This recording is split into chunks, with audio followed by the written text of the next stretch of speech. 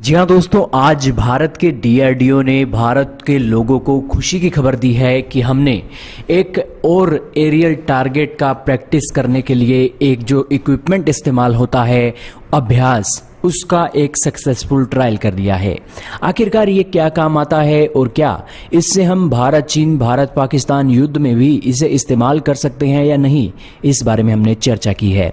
दोस्तों, ये एक अभ्यास है, डीआरडीओ के द्वारा बनाया गया एक मिसाइल है। ये बेसिकली एक एरियल टारगेट है जिसके चलते हम अपने जो फाइटर जेट हैं, एयर डिफेंस सिस्टम है, उनकी जितनी भी कैपेबिलिटी हैं इस अभ्यास मिसाइल को फायर करके चेक करते हैं।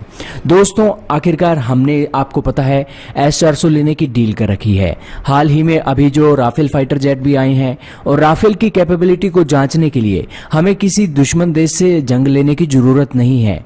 हम अपने देश में ही ऐसी अभ्यास नाम की मिसाइलें छोड़कर एक ऐसा माहौल क्रिएट कर सकते हैं जिसके चलते हम कह सकते हैं कि हमने एक युद्ध लड़ा है।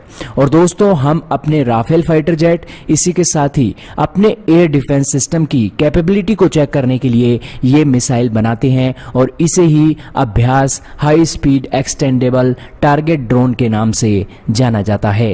दोस्तों, इसकी सबसे बड़ी खासियत ये है कि इसके चलते हम अपनी जो कैपेबिलिटी है उसको तो जांचेंगे ही, साथ में ही ये एक ऐसा रोल प्ले करता है जिसके चलते डीआरडीओ के साथ साथ हमारे जितने भी एक जंग के हथियार हैं वो जंग में अपनी कैपेबिलिटी के साथ साथ और ज्यादा कारगर तरीके से दुश्मन पर वार करें, उसमें ये ट्रेन करेगा अभ्यास। दोस्तों, ये कुछ ऐसा ही है जैसे एक व्यक्ति दूसरे व्यक्ति की कमी बताता है और उस कमी को दूर करने के बाद वो व्यक्ति और ज्यादा स्ट्रांग हो जाता है। और ये अभ्यास जो एरियल टारगेट है, ये एक टारगेट के रूप में इस्तेमाल किया जाएगा और हमारे ही फाइटर जेट, हमारे ही एयर डिफेंस सिस्टम इस एरियल टारगेट को मार गिराएंगे।